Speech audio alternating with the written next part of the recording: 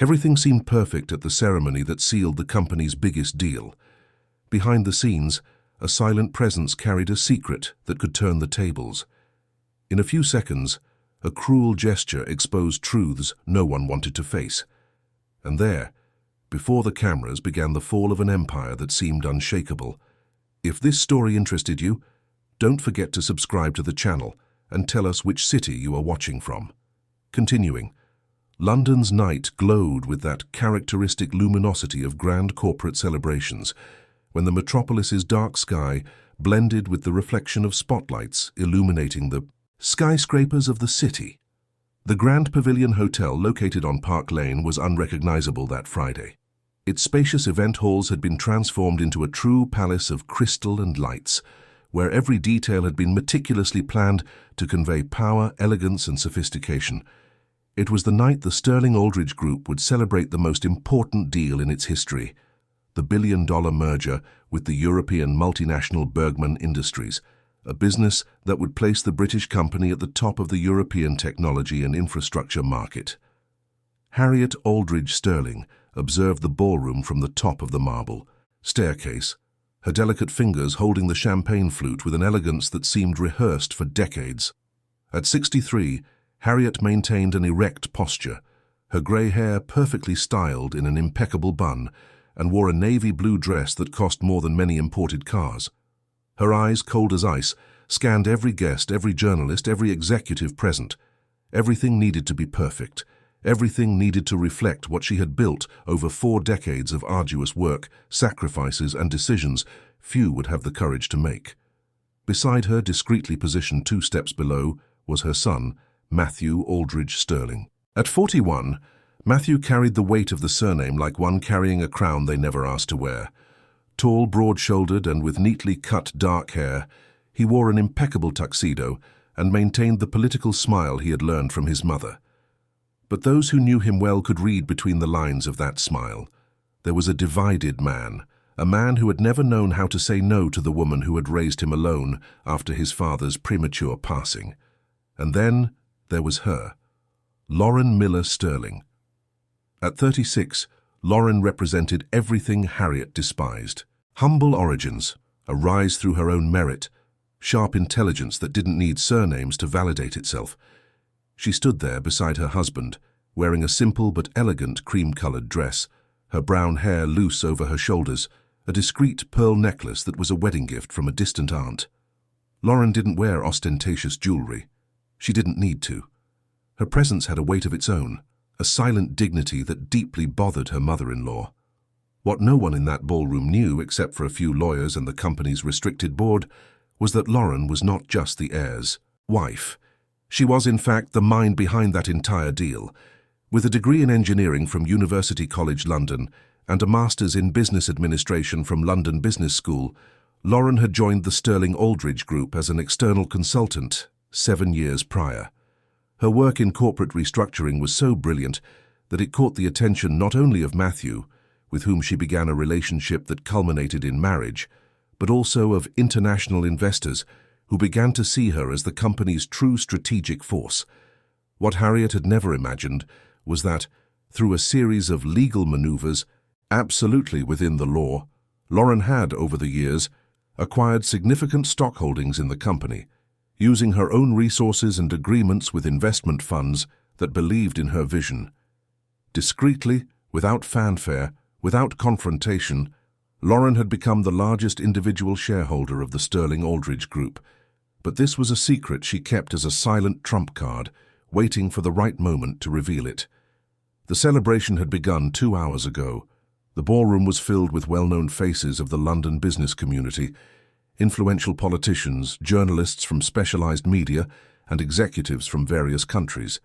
The tables were decorated, with floral arrangements that cost small fortunes, and the dinner served was a gastronomic experience signed by a renowned chef.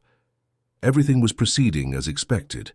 Conversations flowed between toasts and calculated smiles, that kind of social interaction that characterizes the corporate world, where every handshake could mean millions in future deals. Lauren tried to maintain her composure, although she knew that Harriet's glances at her throughout the night were like sharp blades. Her mother-in-law had never hidden her disapproval regarding the marriage. For Harriet, Lauren was an intruder, an opportunist who had seduced her son with cheap charm and excessive ambition. The fact that Lauren was an extremely competent professional only worsened the situation, as it meant she was not only a sentimental threat, but also a threat to the absolute control Harriet exercised over the family empire. Matthew, in turn, lived in a constant state of tension. He loved his wife, admired her intelligence, respected her achievements, but the fear of displeasing his mother was a shadow that had pursued him since childhood. Harriet had raised Matthew with an iron fist after being widowed early, molding him to be the perfect successor to the empire she herself had expanded. And Matthew, despite all his diplomas and experience, had never managed to free himself from that emotional programming that transformed him into an obedient boy whenever he was in front of his mother. The crucial moment of the night was approaching. The representatives of Bergman Industries had already arrived on the stage, set up at the back of the ballroom, and journalists positioned their cameras. It was time for the official speech and the symbolic signing of the contract that would be formalized in the following days. Harriet descended the staircase with the solemnity of a queen, followed by Matthew and Lauren. The trio positioned themselves before the cameras, and the flashes began to burst like silent fireworks. The president of Bergman Industries, a grey-haired German named Klaus Schmidt, gave a brief and objective speech praising the partnership and the potential of the European market.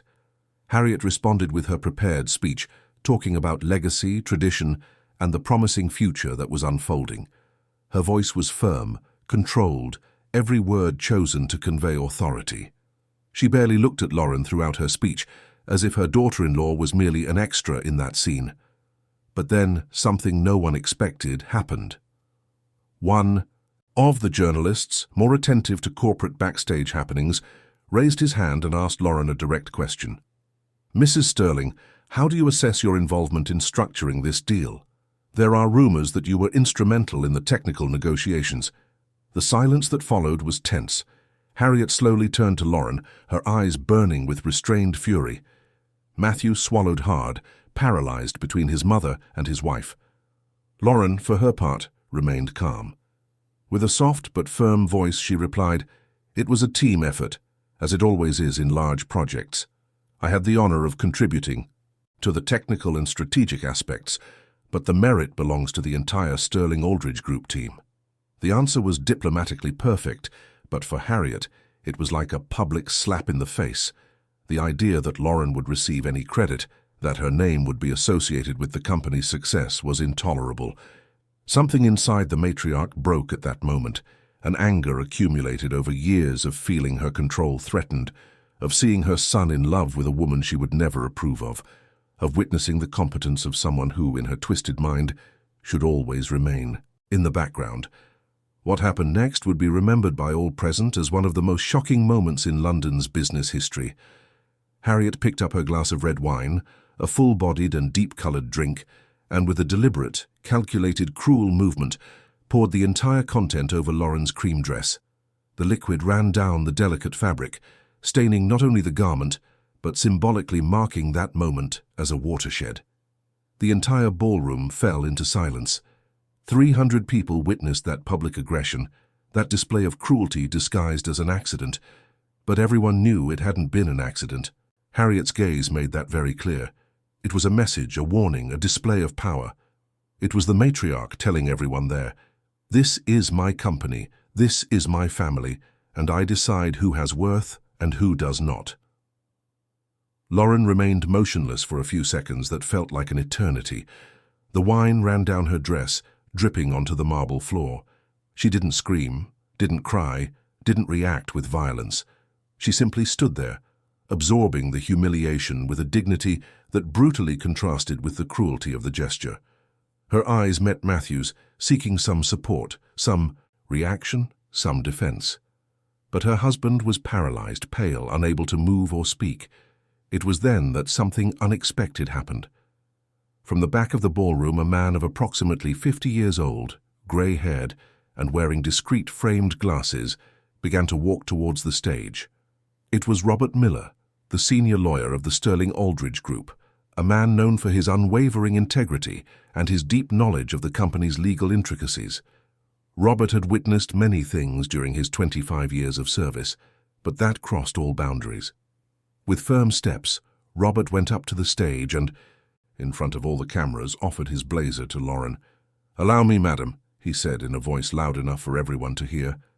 Lauren accepted the gesture, covering her stained dress. Robert then turned to Harriet and, with a calm voice but laden with reproach, said, "I believe you need a moment to compose yourself. Perhaps it would be best to conclude the official event here." Robert's suggestion was like a shock of reality. The representatives of Bergman Industries murmured among themselves, clearly uncomfortable. Journalists whispered, and some already began frantically typing on their phones, sending the first notes about the scandal. The celebratory atmosphere had transformed into something tense, embarrassing, impossible to ignore. Harriet tried to regain control of the situation.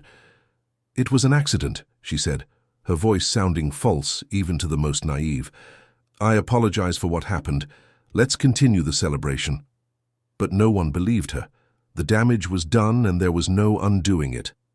Lauren, still enveloped in Robert's blazer, descended from the stage with her head held high. She didn't run, didn't hide.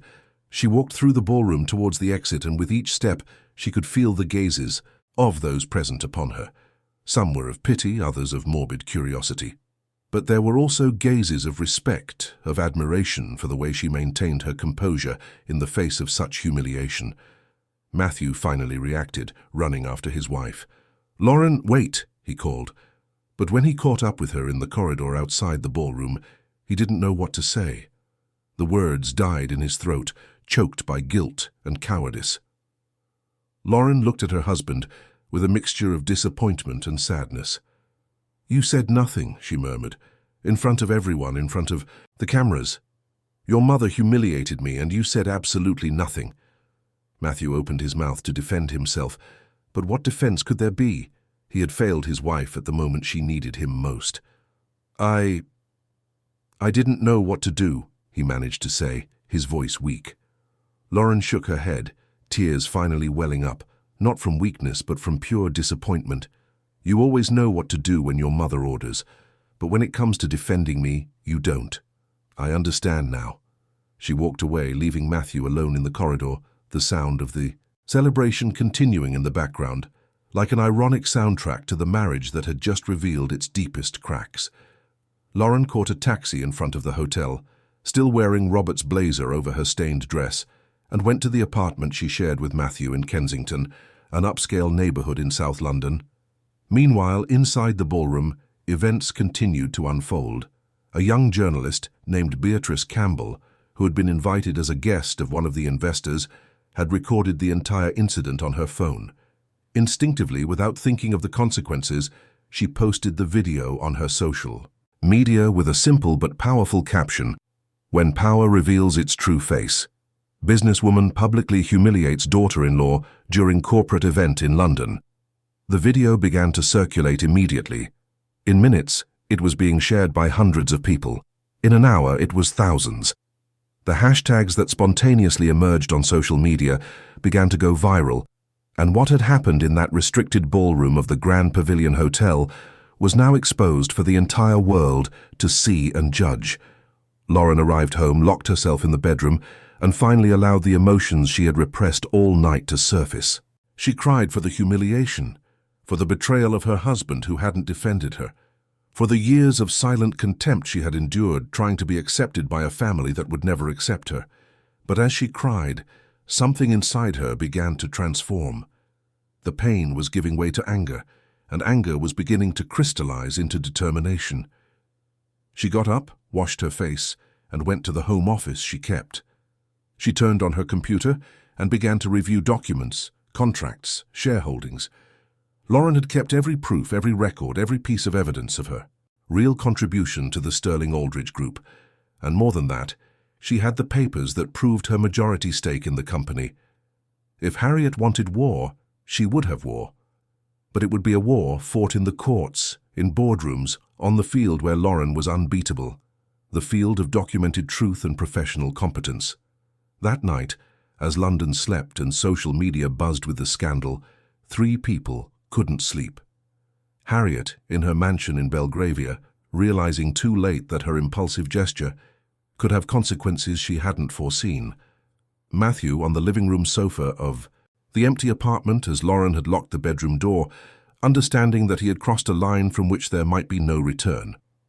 And Lauren, in her office, planning the next steps of a journey she didn't even know she was about to begin, a journey that would reveal not only the truth about the Sterling Aldridge empire, but also the truth about who she really was and what she was capable of. The wine spilled that night was just the beginning. What was to come would make that stain seem insignificant. Tell me what you think of this story and how you think it will end. Dawn brought with it a grey London, with that overcast sky typical of a winter Saturday in the city. Lauren woke up on the office sofa, still dressed in the previous night's clothes, Robert Miller's blazer carefully folded on the table. She had no idea what time she had finally fallen asleep, exhausted from the tears and emotional weight of everything that had happened. Her phone blinked insistently with dozens of notifications, but she didn't dare to look. Outside the office, Matthew had been awake since 5 in the morning, sitting at the kitchen table with a cup of cold coffee in his hands. He had spent the entire night on the living room sofa, mentally reliving every second of that terrible moment, his paralysis, his inability to defend his own wife.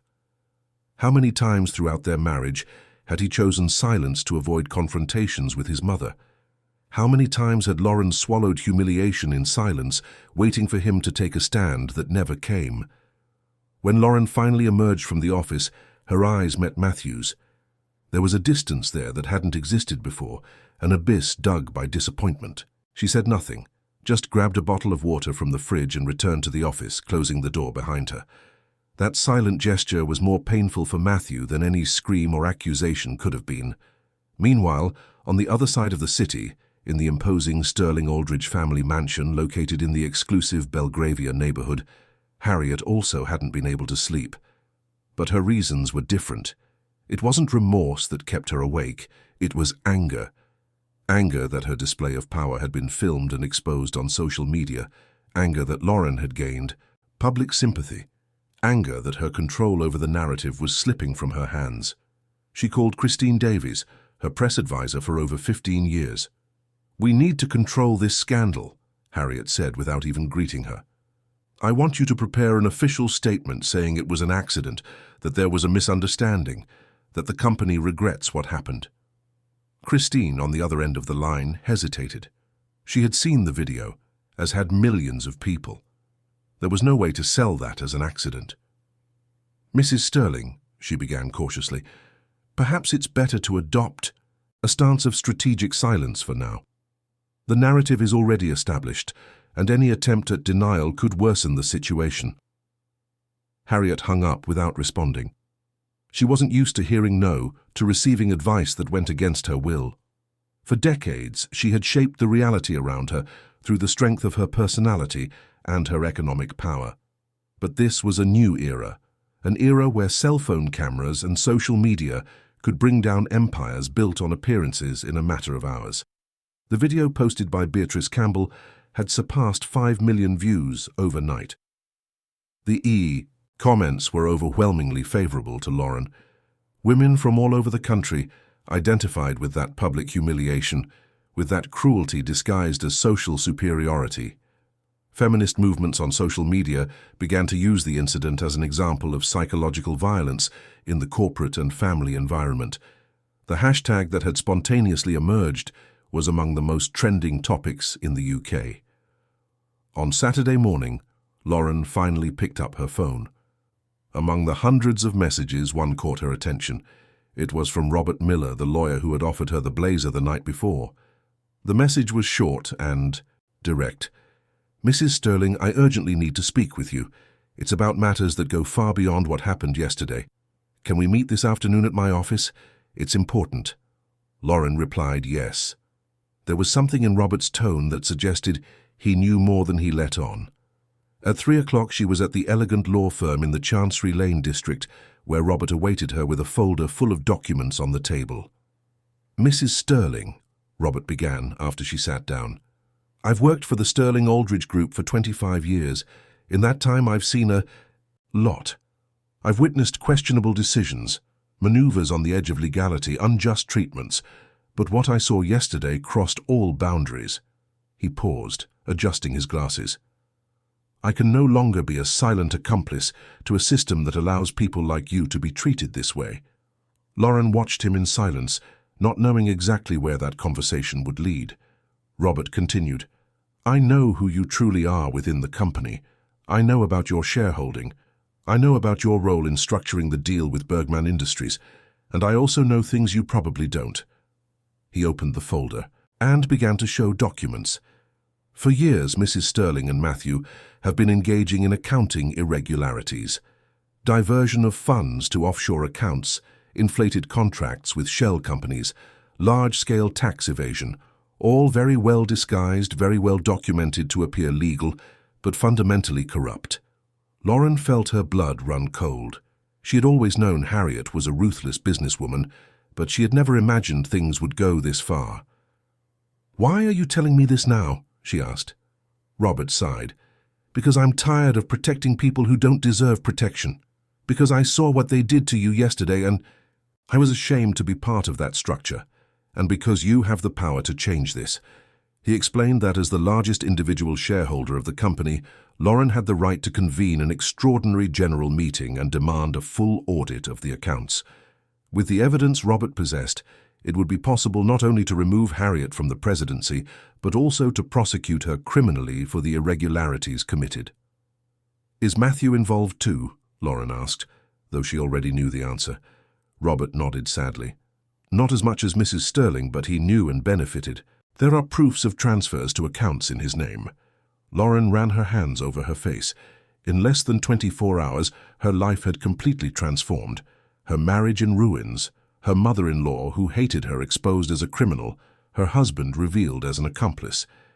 And she, who had always tried to do everything right, working hard, building her career based on merit, now found herself at the center of a corporate scandal of gigantic proportions. I need to think, she finally said. Robert agreed. Take all the time you need, but know that the opportunity is now. Yesterday's scandal put the spotlight on the company. If we are to act, this is the moment.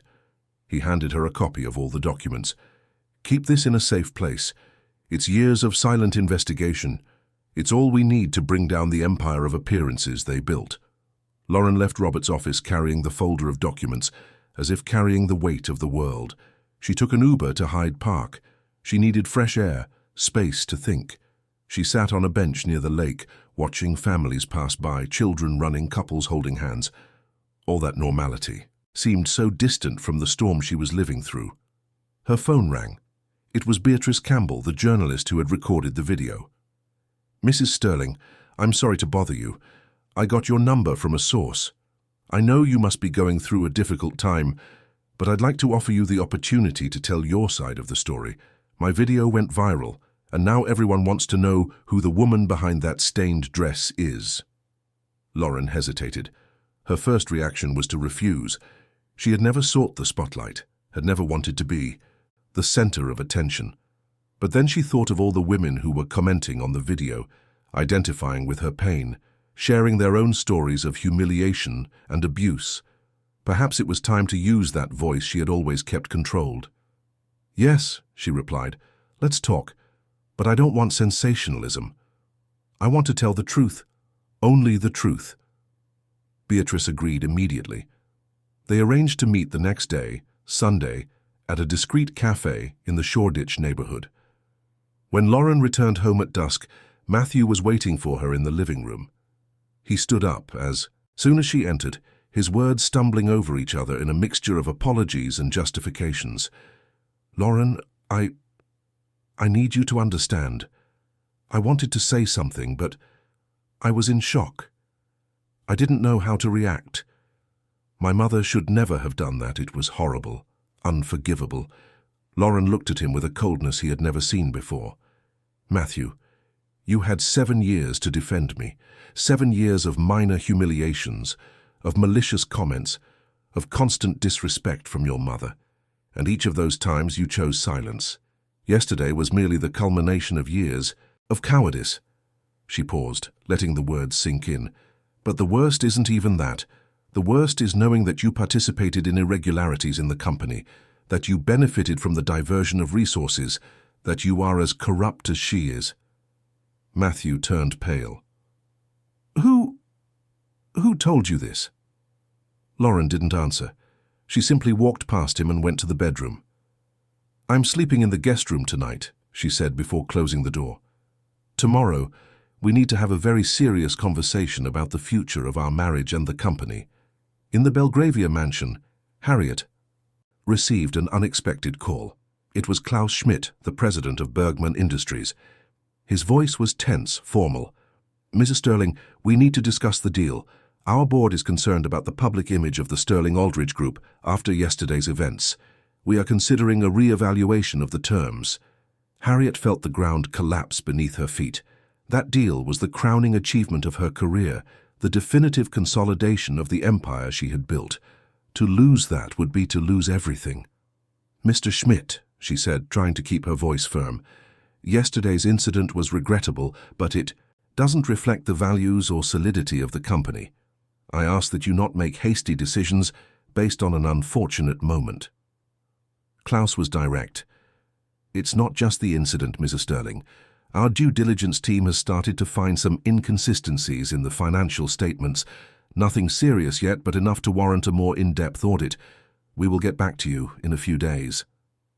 Harriet hung up the phone, and for the first time in decades, she felt fear. Fear that the house of cards she had built was about to collapse. Fear that her arrogance had finally exacted a price she couldn't pay. The next day, Sunday, Lauren met Beatrice Campbell at the agreed-upon cafe. The journalist arrived with a recorder and a notebook, but before starting the interview, she turned off all equipment and looked directly at Lauren. Before we officially begin, I need to tell you something. I didn't record that video by chance. I work for an investigative journalism portal. We've been investigating the Sterling Aldrich Group for months, following trails of financial irregularities. What happened on Friday was an unexpected opportunity to shine a spotlight on the company. Lauren absorbed that information. In silence. Then the pieces began to fit together. You were there on purpose, she concluded. Beatrice nodded. I got the invitation through contacts. I didn't expect something so dramatic to happen, but when it did, I knew it was time to act. She leaned forward. Mrs. Sterling, I know you are the true force behind that company. I know about your shareholding. I know about your role in the Bergman deal. And I suspect you might be starting to uncover things about Harriet and Matthew that go far beyond family matters. Lauren hesitated only a moment before deciding to trust that young journalist who, in a way, had become an unexpected ally.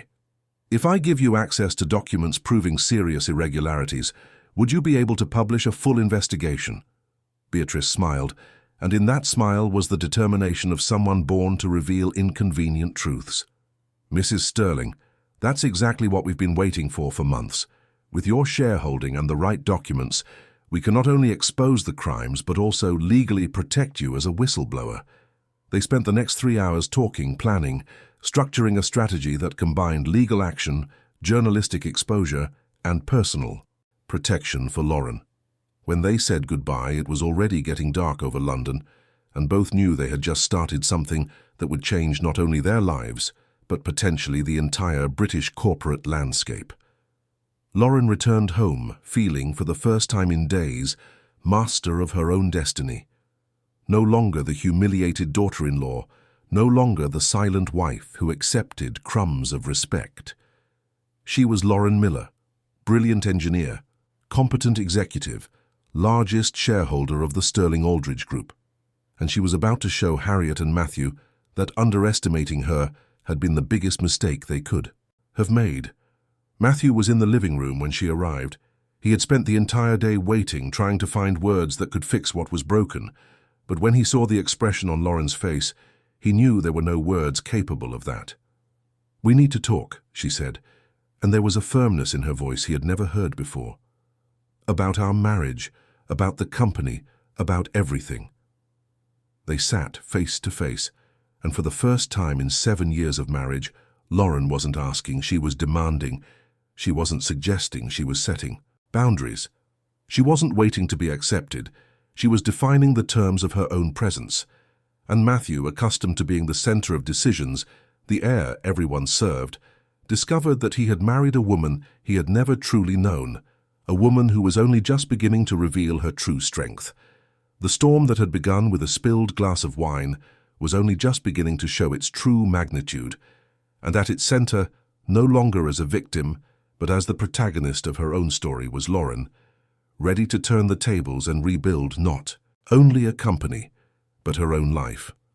Monday dawned with London shrouded in a fine drizzle, that persistent rain that seemed to wash the streets and at the same time carry with it a weight of melancholy. Lauren woke up earlier than usual, with a mental clarity she hadn't felt in years. She had made decisions during the night, decisions that would irrevocably change the course of her life. She put on a navy blue suit, tied her hair in an impeccable bun, and for the first time in a long time looked in the mirror and saw not the rejected daughter-in-law, but the competent executive she had always been. Matthew was still asleep when she left the apartment, or pretending to sleep, Lauren wasn't sure. The previous night's conversation had been long and painful. He had tried to justify his participation in the company's irregularities, claiming he was only following his mother's orders, that he didn't know the extent of the problems, that he was willing to correct everything. But Lauren was no longer the woman who accepted empty excuses. She had made it clear, either he cooperated with the investigation that was about to begin, or he would be dragged down along with Harriet in the inevitable fall of the corrupt empire. The Sterling Aldridge Group office was located in one of the most modern buildings in Canary Wharf, the heart of London's financial centre. Lauren arrived at 7:30 in the morning before most employees. She went directly to Robert Miller's office, who was already waiting for her with fresh coffee and more documents spread on the table. "Mrs. Sterling," he greeted her, "I've prepared everything as we discussed. The documents to convene the extraordinary general meeting are ready. They just need your signature." Lauren picked up the pen, but before signing she asked, "Robert, once I do this, there's no turning back. Are you sure you want to get involved in this? Harriet is powerful. She has many allies. She won't accept this passively." Robert smiled, a tired but determined smile. "Mrs. Sterling, I spent 25 years of my life protecting people who didn't deserve protection. Enough. It's time to use my knowledge to do the right thing, even if it means facing consequences." Lauren signed the documents. At that moment, with the stroke of her pen, she was officially convening an extraordinary general meeting of shareholders to discuss the company's management and demand a full audit of the accounts. As the largest individual shareholder, she had that right, and more than that, she had the duty to protect the company she herself had helped build. Upstairs in the presidential office with a panoramic view of the city, Harriet arrived at 8 o'clock sharp, as always. Her secretary, Mrs. Carman, a woman in her 50s who had worked at the company for over 2 decades, greeted her with a concerned expression. "Mrs. Sterling, you've received an official notification. It's about a call for an extraordinary general meeting." Harriet took the document from Carman's hands and felt her blood boil. The convocation was signed by Lauren Miller Sterling in her capacity as the largest individual shareholder of the company. "This is impossible," Harriet murmured. "How can she be the largest shareholder?" But even as she spoke, she began to understand. The discrete acquisitions over the years, the investments Lauren had made using her own resources, the stakes she had accumulated while everyone underestimated her. Harriet had been so arrogant, so blind by her contempt, that she hadn't realized she was creating her own executioner. She picked up the phone and called Matthew. "Come to my office immediately," she ordered, without even waiting for him to respond. Matthew, who was already on his way to the building, felt his stomach churn. He knew the storm was only just beginning. Meanwhile, in a meeting room on the 10th floor, Lauren met with Beatrice Campbell and her investigative journalism team. They had brought laptops, recorders, piles of documents. "We'll need time to analyze all of this properly," Beatrice explained. "But from what I've already seen in the documents you've given us, we have enough material for a series of reports. That will shake the foundations of the British financial market." One of the journalists on the team, a young man named Philip, pointed to some specific records. "Look at this, Lauren. Monthly transfers to an offshore company in the Cayman Islands. Always the same amount, always on the same day of the month. It's a classic pattern of money laundering. Lauren felt divided between the satisfaction of finally having concrete proof and the sadness of confirming that the man she had married was, in fact, part of that corruption. The meeting was interrupted by an urgent knock on the door. It was Carmen, Harriet's secretary, with the red eyes of someone who had recently cried.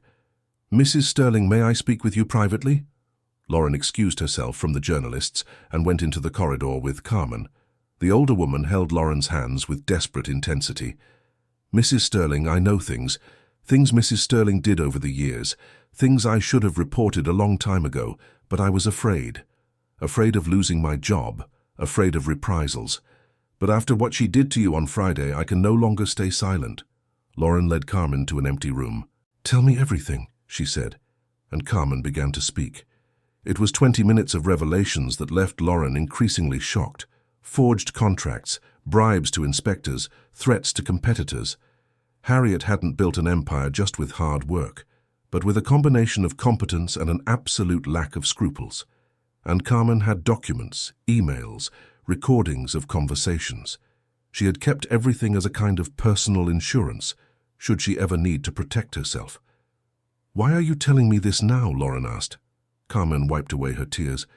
"Because I saw you come in here this morning. I saw your posture, your determination.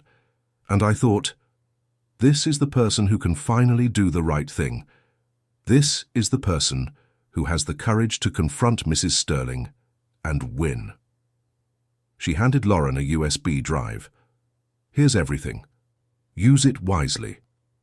When Lauren returned to the meeting room, she carried not only Carmen's USB drive, but also the confirmation that there were many more people within the company waiting for the opportunity to see the truth prevail.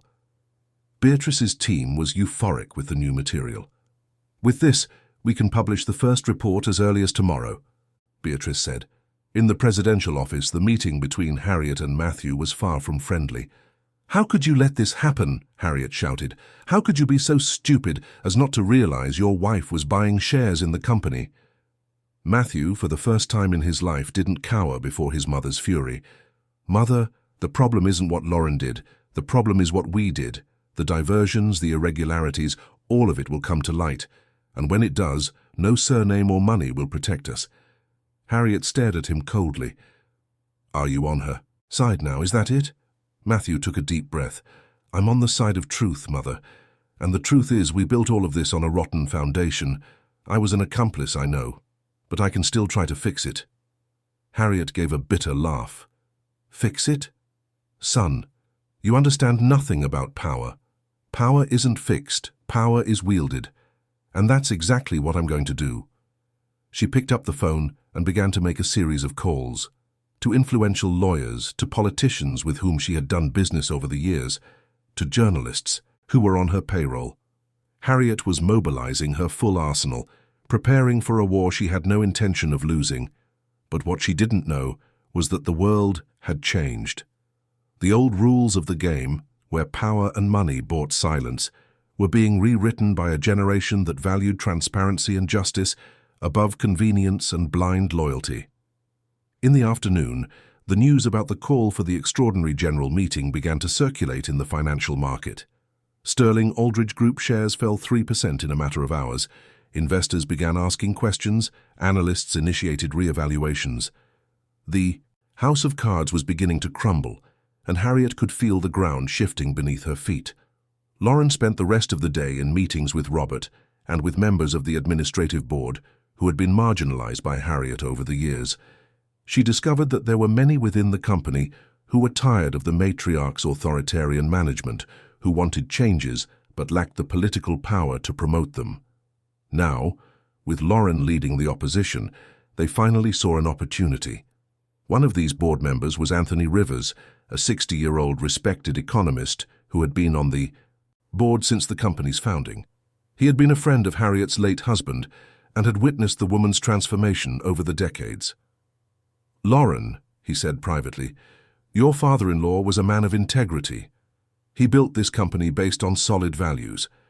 When he passed, Harriet took control and little by little distorted everything. At first they were small ethical deviations, then they grew larger.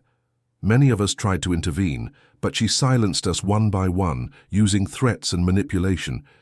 You are our last hope to rescue the original legacy of this company." Anthony's words touched Lauren deeply. She wasn't just fighting for herself.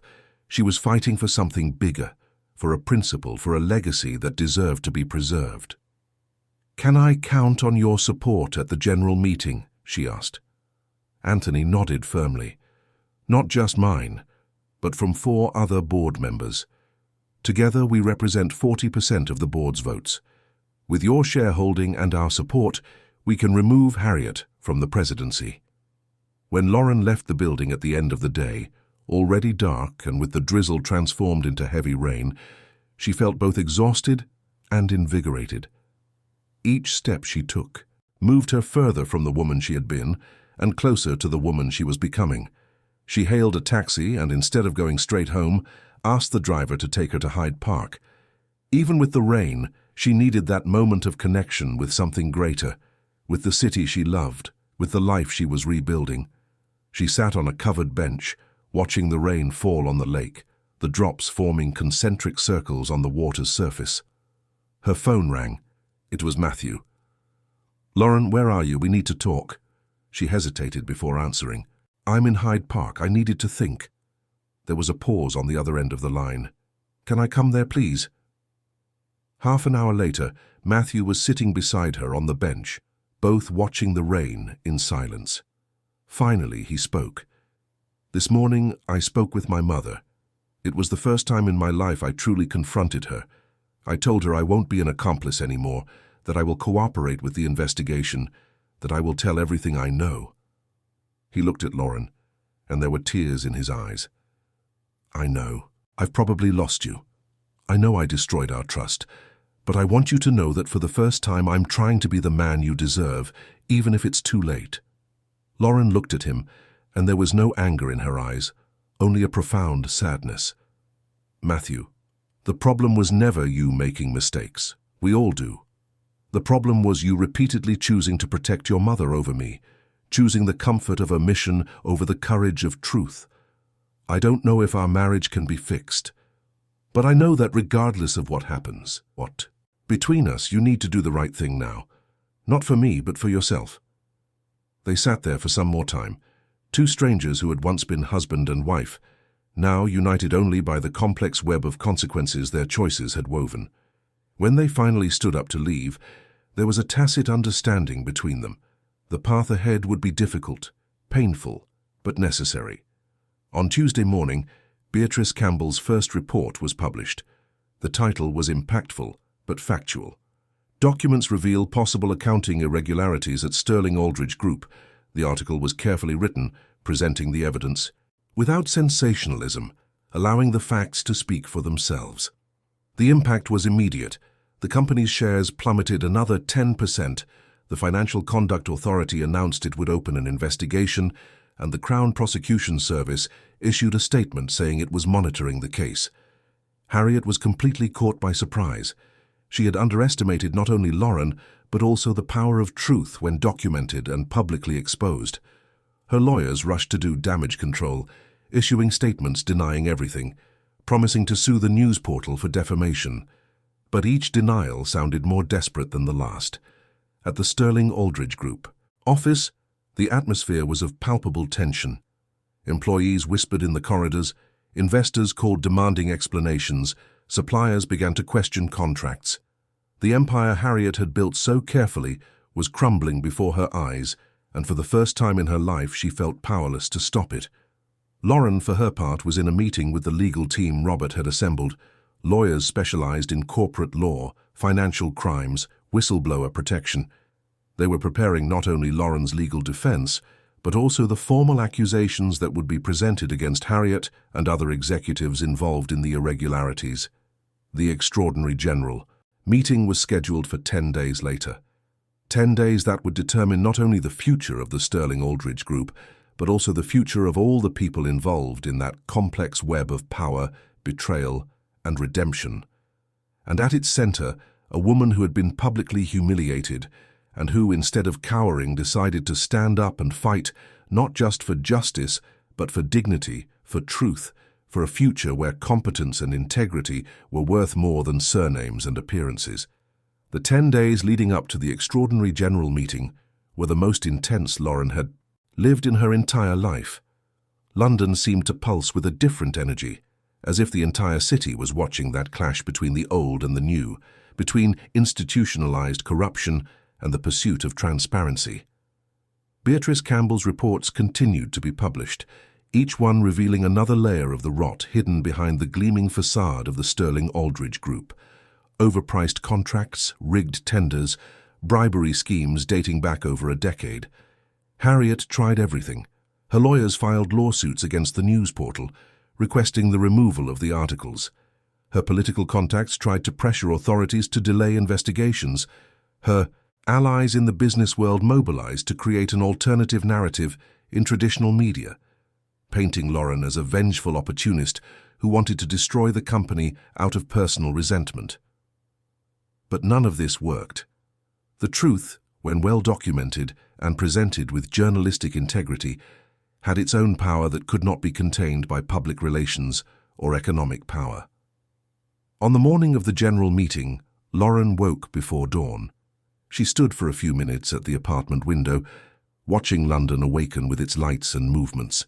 Matthew had moved into the guest room permanently, and although they still lived under the same roof, they lived parallel lives.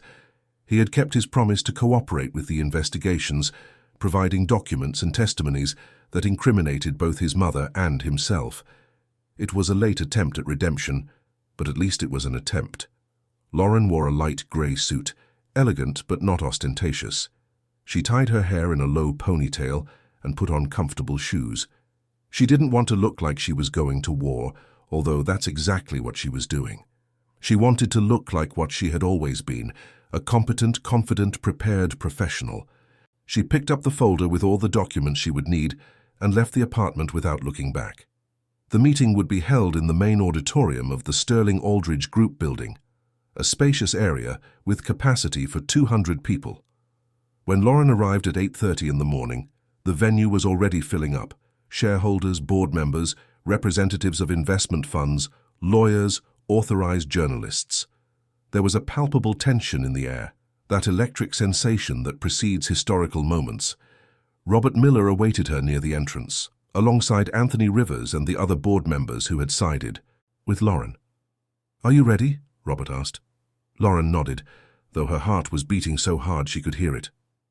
More ready than ever. Harriet arrived 15 minutes later, making a calculated entrance for impact. She wore a vibrant red ensemble, her hair perfectly styled, discreet but expensive jewelry. She walked down the central aisle of the auditorium as if she were a queen entering her realm, greeting people with nods, maintaining that mask of unwavering confidence. But anyone who looked closely would see the lines of tension around her eyes, the stiffness in the way she held her purse. Matthew arrived alone shortly after his mother. He didn't sit next to Harriet, as would be expected, nor did he sit next to Lauren. He chose a spot in the middle of the auditorium, a neutral position that reflected his own indecision. Lauren saw him enter, and for a brief moment their eyes met. There was a shared sadness there, the recognition that both had lost something precious they might never recover. At 9 o'clock sharp, the meeting began. The chairman of the administrative board, a man named Edward Martin, who had always been neutral in internal disputes, opened the session explaining the procedures. The agenda was clear: discussion on company management, presentation of preliminary audit results conducted in recent weeks, and a vote on possible changes to the executive board. The first to speak was Harriet. She rose with dignity and walked to the podium. Her voice was firm as she began, "Ladies and gentlemen, I built this company alongside my late husband. When he passed, I took on the responsibility not only to maintain it, but to transform it into the powerhouse it is today. Over these years, I have made difficult decisions, faced crises, navigated economic storms. I haven't always been perfect, but I have always acted with the goal of protecting this company and its shareholders." She paused, her eyes scanning the auditorium. "The accusations that have been made against me are unfounded, based on malicious interpretations of legitimate transactions. Yes, our accounting is complex. Yes, we do business in various international jurisdictions, but that is normal for a company of our size. What is not normal is a defamatory campaign orchestrated by someone who has personal interests in destroying this family and this company. Her eyes met Lauren's, and there was a direct challenge. Lauren. Miller came to this company as a consultant. She met my son and married him. Over the years, while pretending to be a dedicated wife, she systematically acquired shares in the company, building a position of power. And now, after a regrettable incident where I accidentally spilled wine on her dress, she decides to use that as a pretext to try and bring me down. Harriet's speech was skillful, attempting to transform a matter of corporate irregularities into a matter of personal revenge. But when she finished and returned to her seat, it was visible that many in the auditorium were not convinced. The evidence presented in the reports was too solid, too detailed to be simply ignored. Then it was Lauren's turn. She slowly rose, adjusted her blazer, and walked to the podium. For a moment she stood there in silence, looking at all those people. She felt the weight of so many gazes, so many expectations, but she also felt something more, the certainty that she was doing the right thing, that she had truth on her side. "My name is Lauren Miller Sterling," she began, her voice clear but emotional. "And yes, it is true that I joined this company as an external consultant. It is true that I married Matthew Aldridge Sterling. And it is true that, over the years, I acquired significant shareholdings in the company. But I will clarify some points that Mrs. Sterling deliberately omitted." Lauren took a deep breath. "Every share I bought was paid for with my own money, earned through my work as a consultant and then as an executive. Every investment was legally documented and registered. I stole nothing. I deceived no one. I simply did what any competent professional would do. I invested in my own work, in the company I helped build." She paused, and when she spoke again, her voice was laden with emotion. "As for the incident at the gala, that was not an accident. Everyone present knows that. The video that circulated on social media clearly shows it, and that was not an isolated event. It was the culmination of 7 years of humiliations, contempt, inhumane treatment. But this meeting was not called because of that. It was called because, as the largest individual shareholder of this company, I have a duty to protect it from irregularities that could destroy it." Lauren then began to present the evidence. Projections appeared on the screen behind her, showing suspicious transfers, fraudulent contracts, forged documents. Each accusation was accompanied by solid documentation, by numbers that didn't lie, by patterns that were impossible to ignore. The room fell into absolute silence as Lauren spoke, methodically deconstructing decades of corruption disguised as business success. "I don't do this for revenge," she said at the end of her presentation. "I do it because I believe this company has the potential to be something greater than it is today. I believe we can honor the original legacy of the founder, who was a man of integrity. I believe we can build a future based on transparency, competence, and ethics." When Lauren returned to her seat, there were tears in the eyes of many present, not tears of pity, but of admiration. She had transformed her pain into dignity, her humiliation into strength, her position as a victim into a leadership role. The vote was taken. The result was overwhelming. 87% of the shareholders present voted for the immediate removal of Harriet from the company's presidency and for the establishment of a full and independent audit. They also voted for the creation of a new executive board, with Lauren as chair of the administrative board. Harriet turned pale when the result was announced. For the first time in decades, she had lost. Lost not just a vote, but her empire, her identity, everything she had fought for. She stood up, picked up her purse, and walked towards the exit with what remained of her dignity. Before leaving, she turned one last time to look at Lauren. There was no more anger in that gaze, only a bitter understanding that she had completely underestimated the woman she had always despised. Matthew was not immediately removed, but was suspended from his executive duties while investigations proceeded. He approached Lauren after the meeting. "Lauren," he said, his voice choked, "you were right about everything, and I was wrong about everything." Lauren looked at him with a mixture of sadness and compassion. "Matthew, you can still redeem yourself.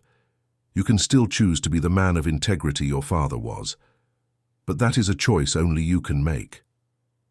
They parted there, not with anger or resentment, but with the recognition that some damages are too deep to be repaired, that some paths, once chosen, do not allow a return to the starting point. Matthew would have to find his own form of redemption, and Lauren would have to build her own life, free from the chains that had so long bound her. In the weeks that followed, the Sterling Aldridge Group underwent a profound transformation. The full audit revealed even more irregularities than those initially discovered. The Crown Prosecution Service filed criminal charges against Harriet and other involved executives. Matthew, for having cooperated with the investigations, received a plea bargain that spared him more severe consequences, but his name remained tarnished in the corporate world. Lauren assumed the chairmanship of the board with a clear mission: to rebuild the company on solid, ethical, and transparent foundations. She created a rigorous compliance program, established anonymous reporting channels, implemented regular audits. More than that, she transformed the company's culture, valuing competence over surnames, integrity over blind loyalty. The deal with Bergman Industries, which had been jeopardized by the scandal, was renegotiated and finally signed, but now under new conditions that ensured full transparency and genuine mutual benefits. Klaus Schmidt, in a later interview, stated that he had more confidence in the company now, under new management, than he ever had before. Beatrice Campbell won an investigative journalism award for her coverage of the case. Her work became a reference in journalism schools as an example of ethical, well-founded, and socially relevant reporting. She and Lauren developed a genuine friendship based on mutual respect and the certainty that they had, together, done something important. Robert Miller was promoted to legal director of the company, a position where he could finally use his knowledge to build instead of just protecting secrets. Carmen, the secretary who had kept evidence for years, received a position of greater responsibility and respect within the organization. As for Lauren and Matthew, the marriage was officially dissolved 6 months after the meeting. It was an amicable separation, without disputes or bitterness. Both understood that they had married under false pretenses, that they had never truly known each other beyond the social masks each wore. Matthew moved to Edinburgh, where he began working for a non-governmental organization focused on education for young people from disadvantaged communities. It was his way of trying to build something positive from the rubble of his past choices. Lauren remained in London, the city she loved, rebuilding not only a company but her own life.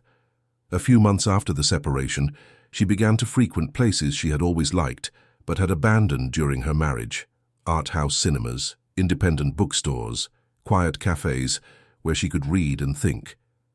It was on one of these occasions, in a Shoreditch bookstore on a rainy Sunday afternoon, that she met Andrew, a philosophy professor who knew nothing about the corporate world and wasn't impressed by surnames or fortunes. They began talking about a book they were both browsing, and the conversation extended for hours, then for other meetings, then for a genuine connection that grew without haste or pressure. 1 year after the extraordinary general meeting, Lauren was invited to give a lecture at a conference on female leadership in the corporate world. The auditorium was packed with women of all ages, many of them facing their own battles against systems that tried to silence them.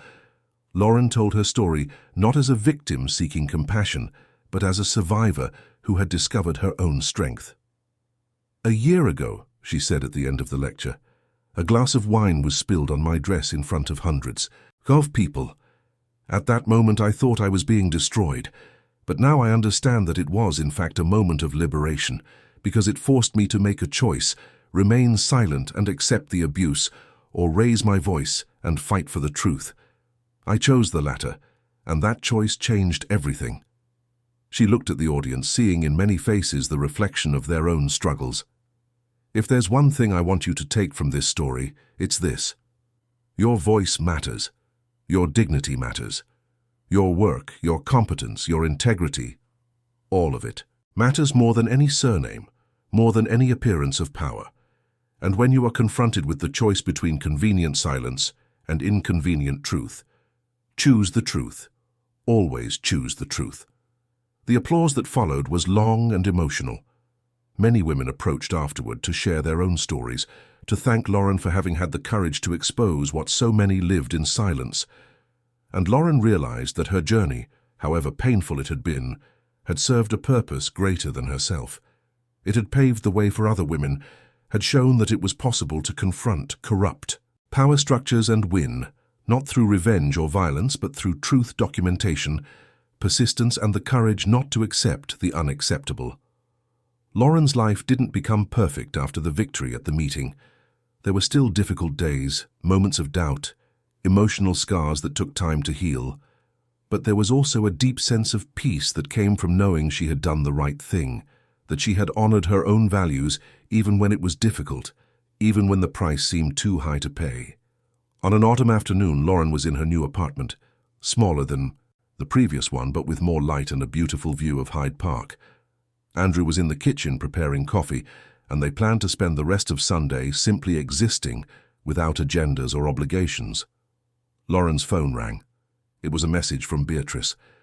The verdict just came out. Harriet was convicted. Justice was served.